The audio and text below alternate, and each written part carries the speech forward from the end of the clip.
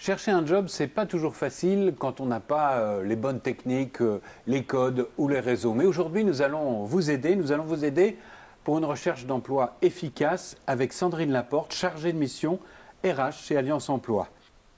Ça y est, vous avez décroché un entretien. L'exercice est difficile. Alors Sandrine, qu'est-ce qu'il faut faire pour réussir ce grand oral ? Déjà, le premier conseil qu'on a à donner, c'est de rester naturel, parce que le recruteur va avoir tendance à analyser vos paroles, vos gestes, votre attitude. Donc, il vaut mieux rester naturel, sinon ça sonne faux. Il faut garder une attitude professionnelle aussi ? Tout à fait, il ne faut pas dépasser les limites.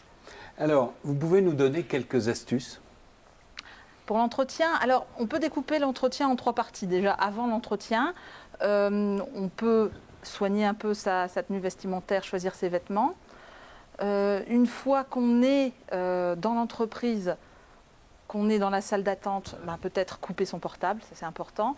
Rester souriant et courtois avec les personnes qu'on va croiser et garder aussi une posture professionnelle. Et pendant l'entretien, ça y est, on est rentré dans la pièce, le stress est monté au maximum, comment fait-on ?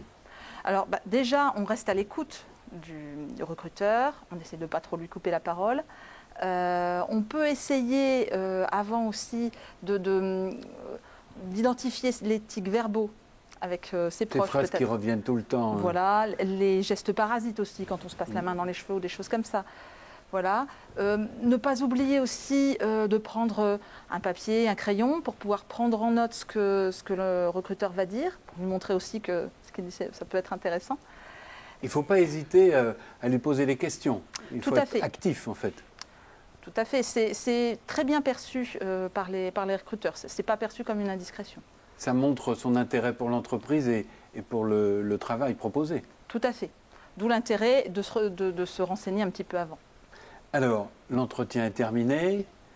Que doit-on faire ? Demander tout de suite, ça s'est bien passé, je suis pris, ou bien il y a d'autres choses. Quels conseils donnez-vous ? Alors, en général, ça ne se fait pas immédiatement, mais quelques jours après, c'est pas mal de rappeler la personne pour lui rappeler notre motivation et puis peut-être lui préciser des choses qu'on a oubliées pendant l'entretien si on a eu des regrets. Voilà, c'est très apprécié également et ça rappelle au recruteur que vous êtes motivé. Qu'on est motivé. Ah oui, je ne connaissais pas ça. On peut rajouter quelque chose. Bon, je comprends, on peut rajouter sur sa motivation, mais on peut rajouter un élément qu'on n'a pas dit.